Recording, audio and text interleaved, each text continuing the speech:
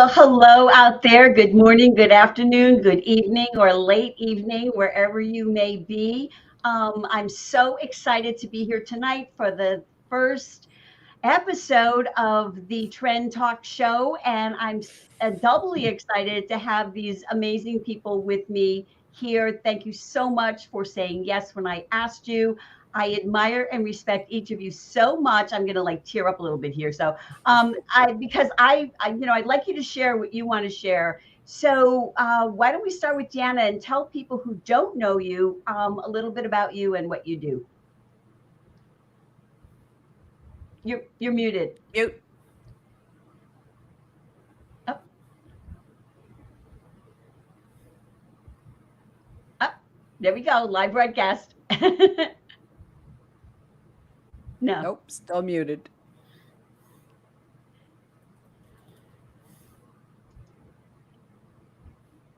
I tried to unmute you.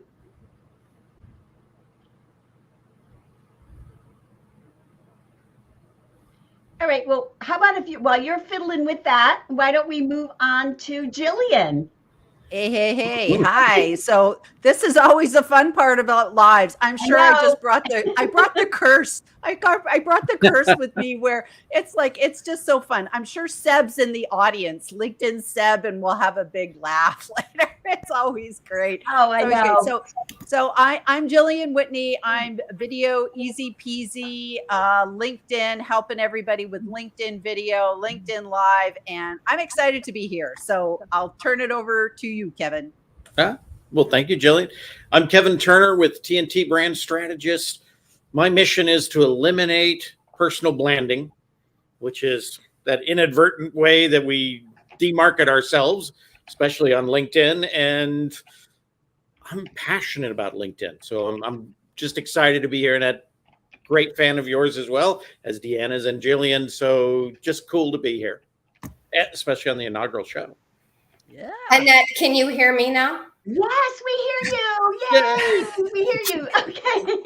Okay, so replay, here we go. So first of all, Annette, thank you so much for inviting me. And whenever you send an invite, it is a no-brainer that I say yes. Aww. Not to mention my friend Jillian and Kevin, who I have experienced multiple times via audio, but this is my first LinkedIn Live with Kevin. So thank you very much for inviting all of us.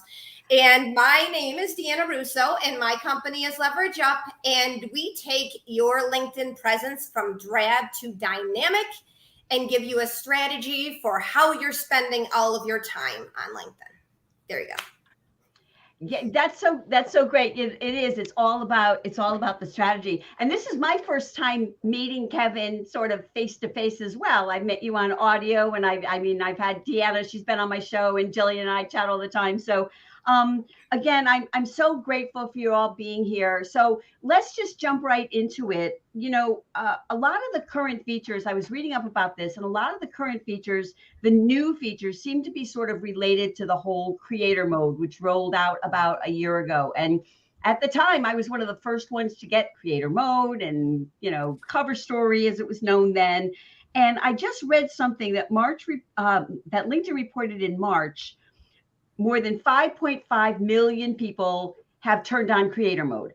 And, that sounds like a lot, but as I think we mentioned, it's, when you have 580 million, I hope I got that number right, members in 200 countries all around the world, that's not really a lot of people. But one of the things that I thought was interesting, and I'm curious to know your thoughts on this, and we'll be working this into our conversation. LinkedIn said that they've seen a nearly 50% increase in the number of people following members who have creator mode turned on. So I'm curious about that too, and a 30% increase in engagement with those people. And before we turn to audio, which is going to be our first sort of topic here, what do you all think about that? Well, I think Ladies first. There's 850 million people, and to say that only 5.5 million people are using creator mode leaves me saying there's a lot more room in the big ocean that is LinkedIn for creators. I mean, I've been saying that there's 3% of people that are posting content on LinkedIn for years now. And that number really hasn't changed much. Obviously, we've seen a lot more grow into, but it hasn't been enough that's actually that's moved the dial. So yeah, I mean, there's a lot of room. And honestly, after we get done talking about creator mode, hopefully we'll convince other people to turn it on and give it a shot. Yeah, that'd be great. That's true. And I guess the thing is that just because you turned on creator mode doesn't necessarily make you a creator. To me, making you a creator is someone who is creating content on LinkedIn. So they're kind of a little bit of a content machine. And I think a lot of people have maybe turned on creator mode, maybe prematurely, because if you're still growing your network, if you only have 100 people in your network and you turned on creator mode, I don't know if that's necessarily a good thing for you. I would focus more on building your network first because of the follow first thing. And that does make it very, very difficult. And it would be nice if that was divorced, that you could be on creator mode, but you could still be connect so that you could grow and be a content creator at the same time. But I think there's a little bit of a choice. And you actually did a whole post about this, didn't you, Kevin? I believe I did. Too many posts, maybe. I look at, the fact that in that process of creator mode, right, you have to accept follow first. I took on follow first about 4 years ago. And because my network was large enough and I really didn't want to max out, right? At that point, it was probably at about 15,000. I didn't want to max out where I couldn't add good people to my direct network that I could connect with a little better, that I have a little more control in the conversation. Whereas followers, they follow you. They're kind of like they're stalking you in a way. You don't get to reach out to them and say, hey, you want to do this? You want to try that? You don't have that kind of ability to connect to them. But even back then, I noticed that my followers, because I turned follow first on, they rapidly increased. And so right now, my network is a little over 43,000. Majority of them are followers. And it's really because of turning on follow first. And I like it because what I get to do is I get to test out that follower in a way. If they engage, right? If they write things that are of interest and I see that, I'll start following them and a relationship builds. And those are the people I want in my network. Yes. Yeah. One of the worst things in a network is people who don't do anything. Lazy connections do not make a great network. And so to me, the follow is almost a way for us each to test each other out, kind of the trial run. And if it works out well, that's when you reach out to them and say, hey, you know what? Would you like to go beyond follow? Let's connect and collaborate. And, that to me is the real value. And I just thought it was funny that they almost had to force it out there with creator mode and offering all these kind of nice little tchotchkes, right? So you would take creator mode. And to me, it's interesting because LinkedIn would prefer us to have more followers than connections. The thing is, with a connection, right, you fall into the equation of 6 degrees of separation. Within 6 handshakes, you can meet anybody in the world. The more first level handshakes you have, the less you need. LinkedIn knows that. And the business model for LinkedIn is you can see up to 3 handshakes, but to get to the other 3, you have to pay for them. Or for the other 3 to get to you, they got to pay for them. Right. So they would rather you have followers than connections. Wow. That's interesting. That's interesting. I noticed something recently because I keep checking to see if I have audio, and no, I don't have audio yet. Maybe by Christmas I'll get it. But I noticed something I was talking to Jillian about in the creator mode section where it says follow on LinkedIn. And I've had messages from LinkedIn that now if someone sends me a connection request, they are automatically following me, whether I ignore them or not. So that's new to me. And I thought it's interesting since you brought up the followers. But, I want to talk to you all about LinkedIn Audio, which rolled out in beta beginning of this year, I think January, maybe the end of January. And in the beginning, there were a lot of audio rooms. I saw audio rooms all the time, and they were mostly people talking about audio. So you go to an audio room, and the people They got it easy. And what do you think of the audio? I don't know. What do you think? I don't know. I'm finding this, and it was just kind of like crazy. And then they kind of fell off, and the rooms started becoming the ones that I saw more like Clubhouse in the sense there were topics and engaging and many hosts, like Beth Granger. I know particularly I was impressed early on where when she had guests, she would involve everyone in the conversation, and it wasn't just, a couple of people talking at the top. And now, though, a lot of people that I know have audio, but I'm not seeing the number of rooms that I expected. And I know some people who had beta who were doing audio rooms, good rooms. Nick and Claire Carroll used to do a room every week, and I don't see them anymore. So what do y'all think is going on with this? I can Go tell ahead, you, Kevin. I was one of the beta testers. Yep. Starting in January, and I've done close to 30 LinkedIn audio rooms, coming from kind of a Clubhouse background. Mm-hmm. I love social audio. To me is a connector, and it does, if you run it in the sense of an open conversation, as a host, you learn as much as the audience does, and that's the cool thing. And so I think it'll always continue, right? Will it be massive, 1,000 people in a room? I don't know if it'll ever get to that point, because I don't know if 1,000 people all the time have time to do that, right? Yeah. But you get really good people. And one of the things I love about LinkedIn, and this was very different from Clubhouse, is there's a networking tab on that audio event. So if you just press attend, even if you don't show up, you can then go into that networking tab and you can contact anybody in there directly. You can connect with them if they'd like to connect. You can have a conversation with them. It's much like being in a group, right?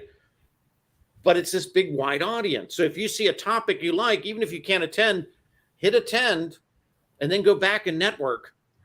And to me, that's really cool. If they're more than a third degree, right? It's one of the few places on LinkedIn where you can actually send an email, even if you don't have any emails, like you're not paying for premium, you're just a free account. They will provide you a free email to send to that individual so you can begin a conversation because you were in that initial conversation. To me, that's the coolest thing, especially whether you're building a business or you're a job seeker. But if you target, let's say you want to talk to Richard Branson, right? And he does an audio event, you can send him a direct message. Wow. That's pretty cool. You can begin. That's pretty cool. I didn't know that. And impress them, right? And then say, remember when I impressed you? Right? It's all there. And that to me is the accelerator beyond what Clubhouse was. Clubhouse was clunky. It was hard to navigate, but it came at a time when we all needed it, right? We were dying. We were locked up and didn't want to do Zoom anymore. We wanted to talk to people. We didn't want any, pressure on us.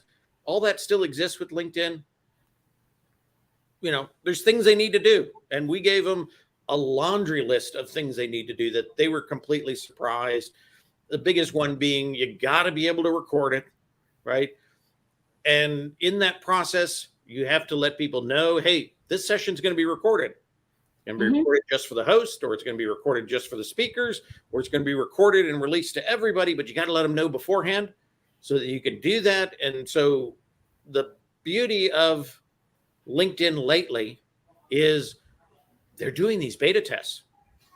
Beta tests were really unusual. And I've been on LinkedIn since 2005. They've been very unusual. And now they're very open.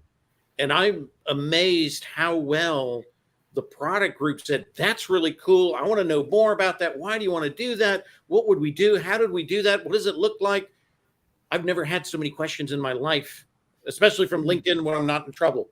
To me, it's a beautiful thing. And where else can you actually put an event together and have other people from LinkedIn show up? Yeah. Come on stage. Yeah. Wow. Sometimes they can't say much, but they'll come on stage. So to me, it's very dynamic in that sense. I love that. And hopefully, if all goes well, we will have video events. Yeah, I'm gonna ask you about that a little bit later. Yeah, I'm gonna that ask to you me is about that blows everything up. I love audio, but I love video even better. To me, that is a whole different degree. Yeah. I think that's a great transition to Jillian. But Yes. let me say one more thing about LinkedIn audio. So Clubhouse, like Kevin said, it came at a time where we were all stuck inside. No one could go anywhere. So the fact that there was a group of us from LinkedIn, and that's actually how I got to know Annette. There's a group of us on LinkedIn who were always on every weekday morning for LinkedIn International. Mhm. And that was an amazing group because I'm still friends with a lot of those same people. And I had conversations with people I never would have. But that being said, when LinkedIn Audio launched, I said, this is exciting. And I'm able to see profiles in those LinkedIn Audio rooms. That is one of the biggest benefits to me because you don't have to you have to get out of Clubhouse, go into LinkedIn, look up their profile. It's one less step. You can look up the profiles as you're doing it. And what Kevin mentioned, I honestly think not enough people know that that's one of the big perks is you can send messages. So I think that attending events, whether you're there physically in person or not, is a very big should be a good thing to do on your to-do list. But Jillian, I'll let you take the video part of it because I think video events would be fantastic. Yeah, but who knows when that's coming? You know, that's the interesting thing. We can't really talk about that. It's just like we can hope and pray. I would actually say I hope that they roll out social audio all the way with the recordings before they move on, because I don't want a bunch of half-baked things. But I too really enjoy big part of it audio right now is to scale audio before video comes in. Yeah. Because there's so many things that they're learning. And again, it's brilliant that they're listening, right? And they're and they added the captions, improvements, which is hard to do once you've coded something to recode, right? But they're doing that. And what they want to do is then add the video component to it without having to rebuild everything again and going, oh, well, we forgot about those things that you didn't tell us about yet. And so, in that sense, I think it's just going to be a nice launch when that comes, because all those little bits and pieces will be figured out. To me, I'm excited, but I know they've got to scale audio before they can really bring the video in. Right. Well, right. well, I also wanted to ask you, and I'm going to ask you to give your thoughts first, Jillian, because this is video and audio kind of, and I had remembered seeing someone doing, and I confirmed it was Beth Granger early on when she had beta. She did a LinkedIn Live with a guest, and then she had a Q&A using audio because she's one of the beta testers. And I'm curious. And then John Asperian said that he has been a guest on a show where the host is doing audio and LinkedIn Live at the same time. But my question to you is, of course, what do you think about all this? And also, when we were talking about Clubhouse, I remember, and you mentioned that room, Deanna, we used to be in there, was like 2 hours every morning. And do you think if there's some kind of this combination that these things could go on for longer? So Jillian, there's all those big fat questions to you. Well, to be honest with you, I do a LinkedIn Live show every week. It's a half an hour. And to be honest with you, I'm an introvert. By the time I'm done, I'm exhausted. I wouldn't want to hop up. Okay, let's just keep this party going, folks. And then now we're going to hop over to an audio room. I wouldn't want to do it. I need to go eat breakfast and get on with my life. And it takes me an hour to go through comments. So I'm like in the comments and stuff. So I actually wouldn't want to do that. I like the audio for big group events. I thought Ilya ran one that was like amazing last Friday. We had over 58 people. When I was looking, we had over 58 people in the audience. We had 8 people on stage, all video people in an audio room, which was kind of meta. but it was amazing because we were all the synergy of how we were all presenting information. I met lots and lots of new people, and I think I don't get that on a live as much as in an audio room. So to me, that's a really great way to know people who are interested in what you're interested, or else they wouldn't come to the audio event. So I personally wouldn't combine them. I would be exhausted. And I've done a few like that. I did them with Kenneth Lang, where we would do a clubhouse piece, and then it would transition into, or he would do a live piece, and then it would transition into the audio room. The real reason to do it is that you have a recording. Mm-hmm. So once the recordings are in audio room, will that be necessary or even needed? I mean, I don't think it will be. Now, to me, and it's funny because Clubhouse, I always liken Clubhouse to like meeting your friends at the pub down the street. Yeah. Right? You might sing songs, right? You might tell jokes that HR shouldn't hear, right? And it was a little more fun. Mm-hmm. LinkedIn audio is like meeting your cohorts in the staff lunchroom, right? A little bit more professional. That profile that's following you around, that's the company behind you. You don't know who's, and so your conversations are a little more professional. They're less pubby, right? So I think that's the biggest thing that's going on right now, where people are going, what do I do? Now, Jillian and I are both in Fab Four and Friends. We've been doing that for forever until Jillian got thrown out of Clubhouse, because you know how Jillian is. She's always getting thrown out of places. But we still stay friends. But we've transitioned that over to LinkedIn, except for one component. And that was our fourth or the last Monday of every month, we had Kids Club. And we'd all put our kids' pictures up as our profile. And I've been there. You've been there. That's right. Yep. We talk about things about kids. We've never really known whether we can transition that component to LinkedIn. Huh. And I don't know if everybody wants to put their kid's picture on their LinkedIn profile, but you never know. And it was kind of fun because you go and like Jillian would start talking, or Annette would start talking. You're like, oh, I see you. I can see you as a kid, right? And it was like this connectivity that was neat. I don't know. What do you think about that, Deanna? I know that there is this thing when you're on LinkedIn, you're public. I mean, there is no private. Even LinkedIn Live, you used to be able to do it private. You can't do it private anymore. What's your feeling about that, Deanna? I feel like if you are going, this is what I say to people about posting content.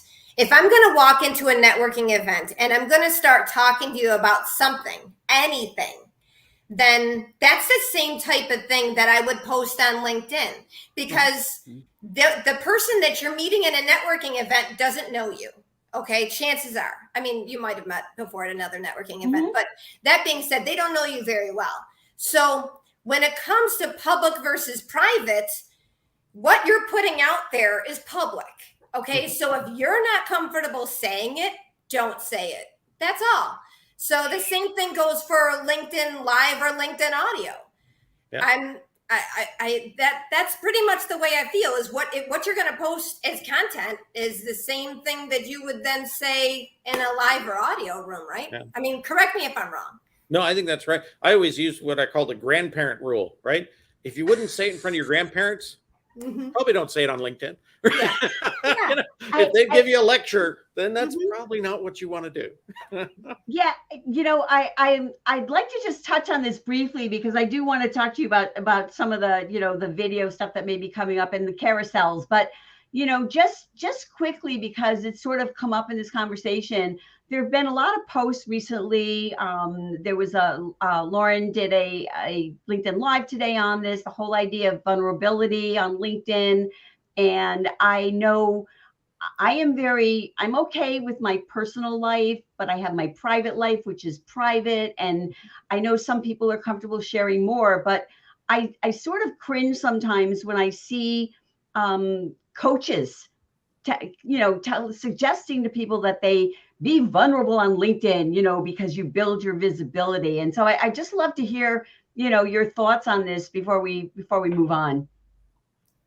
Right. So I'll go first for this one, because one of my one of the posts that I put up that have gotten the most visibility, we'll just say that the most visibility, was a post about the drunk driving crash that killed my sister. Now, when I talk about it, which I have done since 2 months after the sentencing, I was allowed to publicly speak about it. It's almost like a cassette tape. I'm going to go back to the 80s. Cassette tape where you play and rewind, because I know the story and I know what I want to share for people. So that being said, Annette, I have shared something that is very open and very vulnerable, and like not a lot of people, like my parents can't get up and talk about my sister's death. I'm the only one who really is. They say I'm strong enough, whatever. But I just feel like I have the voice, and I have been doing this since. So that being said, when I hear that, I'm like, you only really peel away the onion for what you are most comfortable sharing. But to see people who are being coached and say, do it for views, that makes me upset. That makes me really, really upset, because that's not what it's about. That's not. Yeah, there has to be a bigger purpose than anniversary. That wasn't it. Yeah, I would absolutely agree. And I've seen some of your. I absolutely agree with that. They're real, and I can appreciate those. And people who get pushed into telling things they don't want to tell, they should run away from that coach. I mean, yes. If that coach says that's all they can do, I believe that you can have personality. You don't have to tell all the personal secrets, right? I'm a very personable person. I laugh, I joke, I do things. I don't tell a lot of personal information, and I'm comfortable that way. And, so everybody has to find their own spot, but you can replace personality or personal information with personality. Yeah. Either one actually works, and if you're passionate about things, you could talk about those things you're passionate about, because that works. Whatever we put on the internet, we never get back. Yeah. We have no control once we release it. And believe it or not, there are biases out there. I feel terrible, and I don't know the guy, and I don't know his incentives. They now call him the crybaby CEO. Oh, yeah. His brand for the rest of his life, he is the crybaby CEO. Am I going to invest $10 million in his company? No, because he's the crybaby CEO. Yeah. Boom. He has ruined it by being too vulnerable, and it takes into question, why did he do that, right? And so there's been a lot of analysis about it, but just know that once you throw it out there, you can't get it back. If you want to tell somebody you have a disability or this, that, and the other, you can't get that back. It's there. It's now part of your brand. It will always be part of the consideration when somebody does things with you. Sometimes it might be an incentive, an attraction. Other times it might be just the opposite, and you might not know about it. I run my own business. I want to embrace everybody and have everybody as a potential, right?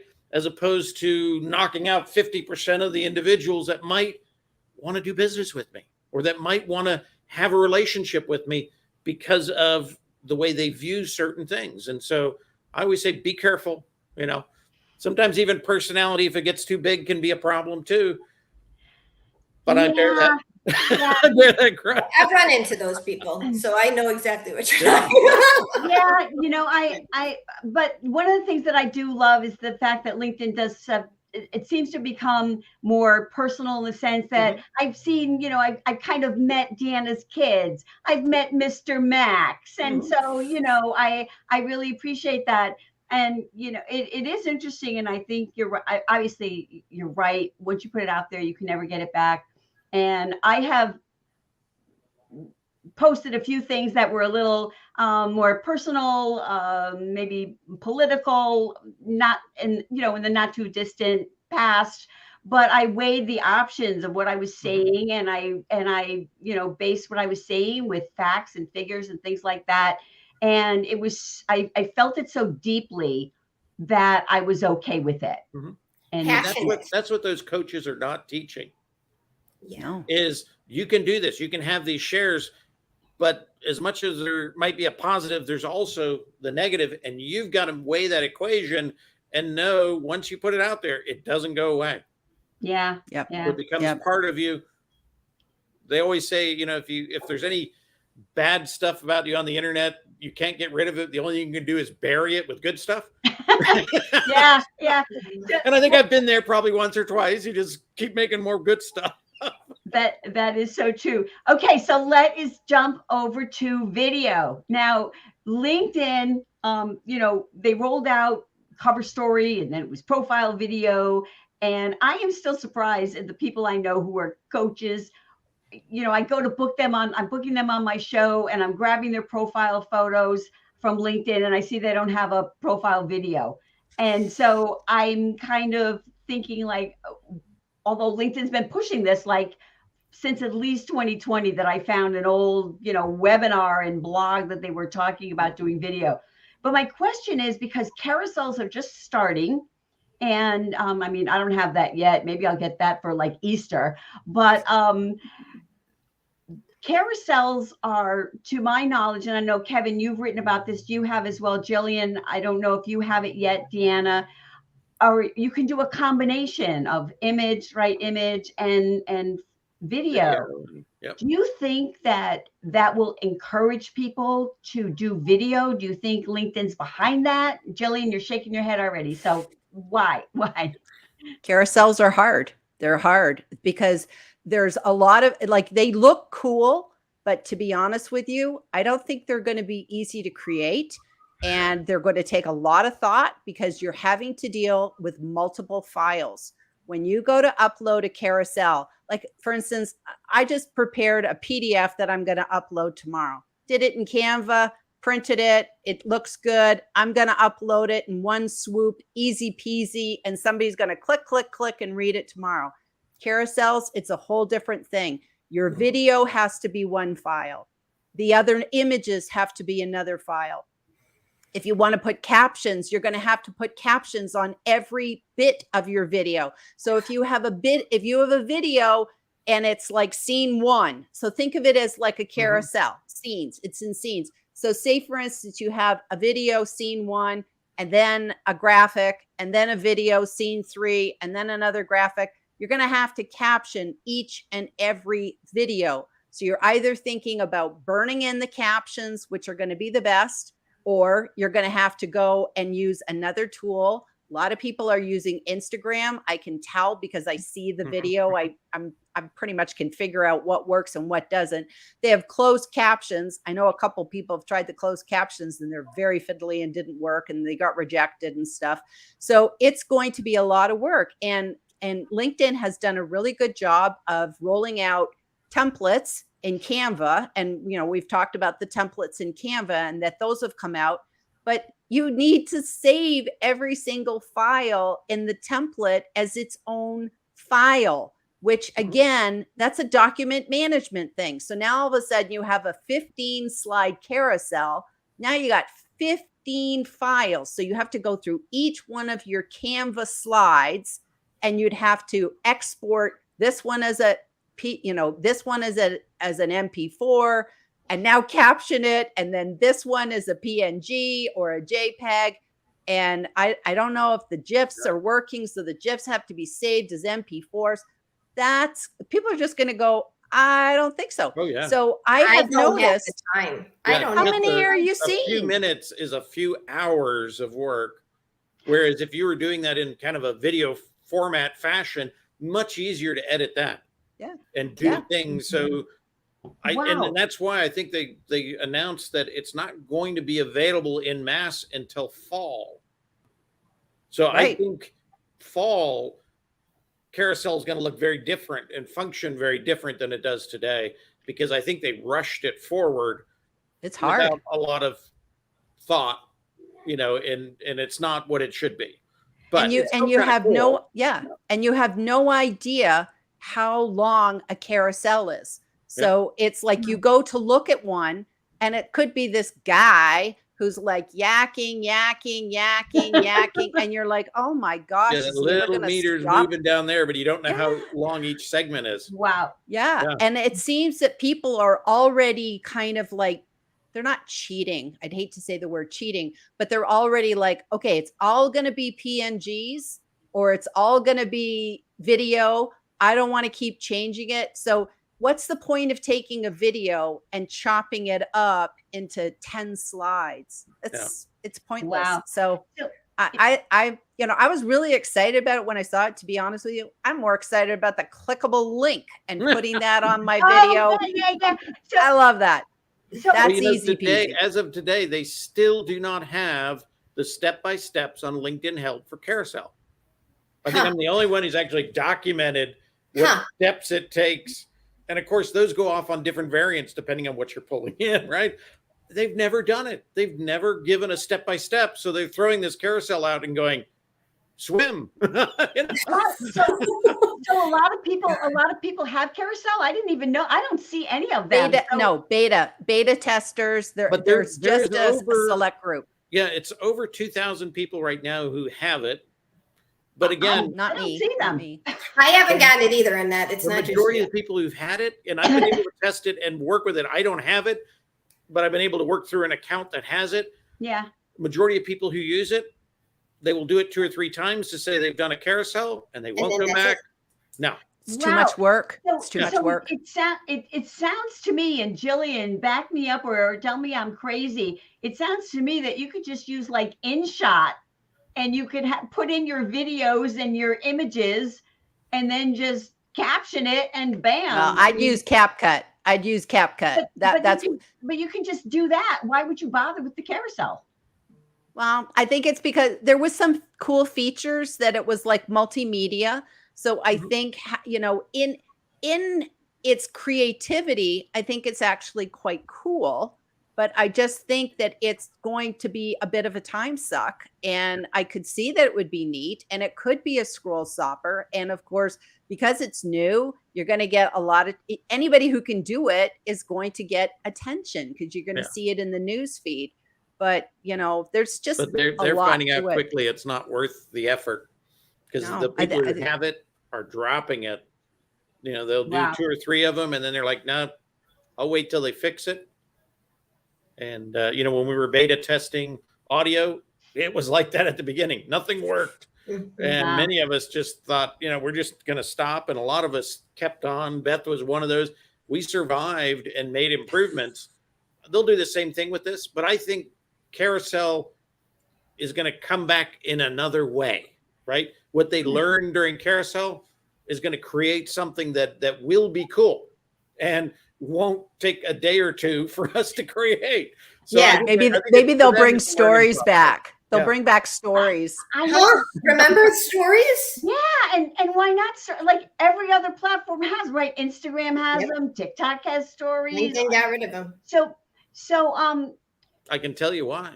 Why? Why? Because we all lean in. Stories did not use a native video process. And LinkedIn spent millions, tens of millions of dollars bringing in a new stack of technology so that they could do native video and native audio. And so that's part of the process. I think based on that,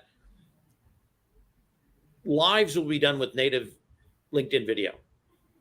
Now, if they're smart, they'll let us stream those to other places and, that kind of stuff.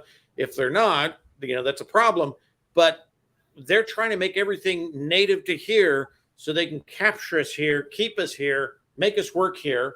And it makes sense. And I would like that if that were possible, right? Sure. But until then, they got all these bits and pieces. And that's why with like live, when you go to comment on a live, it's like, forget it. Somebody mentioned me. I'm not going back. I can't. You have to dig through, you get your mobile app out or you go to the activities section, you go down and you find comments. That's why, because it's using a third-party process that's porting into LinkedIn and it doesn't have the ability to do comments. So going forward, LinkedIn will have an option where the comments will be much like they are on audio. events where you can comment as you go. You can go back and comment. You can read the comments while the audio event's going on. You know, that's what's going to happen. But that's really kind of taking things inside. And I think that's why that push is there. So then, after saying all that, which I agree with you, why did they introduce the links and images? That you mentioned that, right, Jillian? The links and the images. So then, why did they do that? What do you think? Because it makes sense. Yeah, that's what I was going to say too. Because it's something that they just needed to do. That's all. This is something that they should have done a long time ago. Yeah. Now LinkedIn has got an issue. It has an owner, right? It's no longer LinkedIn, do whatever we want to do as long as our boss says so. Now the boss has a boss. Every quarter, there is a LinkedIn KPI for new features. So when they go to the Microsoft quarterly, they've got to show Microsoft that they've come up with 15 to 20 substantial features. And that's why in the last year and a half, we've gone feature crazy. Yeah. Because if you looked at LinkedIn, and I did a big long timeline of LinkedIn, you might have gotten 5 features a year. Now you would get 5 a month, if not more. Because they have to prove to Microsoft that they're worth it. Yeah. Wow. So now they're going, okay, who's got an idea? I could put links in an image and a video. It's like, do it. Okay. So I thought that was just to build up the FOMO that I have big time. But I want to ask you, Jillian, because if you can talk a little bit about this. I mean, you were explaining to me how you can use these links and what are good ways to use for brand. You mentioned images. You also mentioned videos and everything. You can use them for everything. So the very first one that I did was to go to my newsletter. You know, here's a picture of my newsletter, because I opened it up and I went, oh my God, I have it. So I had to like quickly find something on my phone. And I said, oh, okay, how about, because see, it's interesting. You can make your link go to somewhere on LinkedIn or somewhere off LinkedIn. So that's interesting, you know, in itself. And we can talk about, well, is LinkedIn really going to do that? You know, are people really going to click to go off to your website? Probably not. You know, probably not. Most people, I think, want to stay on LinkedIn. But I think it's cool. I think it will be better when it comes to desktop, especially because GIFs don't work on your phone. Wow. Who knew that? That killed me when I tried to go, because I don't use mobile, but maybe 5% of my time, usually for audio messages, right? Maybe for commenting on Jillian's lives. That's the only time I use mobile. I went there and I tried to load a GIF. I was excited. I was going to put the links in there, and nope, can't load a GIF. You know, and I had to load a still image. It was like it wasn't the same. Nope. Yeah. So to me, that part's frustrating. What I find fascinating on that, and I don't know if they goofed up or they're doing this on purpose, internal links, things linked to other things inside LinkedIn. When you click on that link, it replaces the current screen in that tab with the destination, right? So technically, if it's an internal link, all your dwell time for your post just went away. Dwell time is a valuation of how good that post is, right? Because LinkedIn says people spend a lot of time on that one. It must be good. We'll show it to other people, right? So you don't want to destroy dwell time. External links, and this is what I don't get, external links open a new tab and leave the old tab open, still running, still burning dwell time. But you got this new tab on where you're checking out the resources, and you can go back to the old tab, dwell time's still running. So in some ways, that link to an external is better for your post than the link to an internal. Wow, that's gold. Because you're sending people away from LinkedIn. Wow, that's crazy. Maybe we shouldn't tell them. No, that's amazing. Yeah. But that to me made no sense at all. It was the opposite of what I expected. Yeah. So I don't know what they're thinking. Well, you know, again, I think they rushed it. Wow. And I love what you discovered, Kevin, that you can like kind of pinch and zoom. You can make them, you can make your clickable link a different size.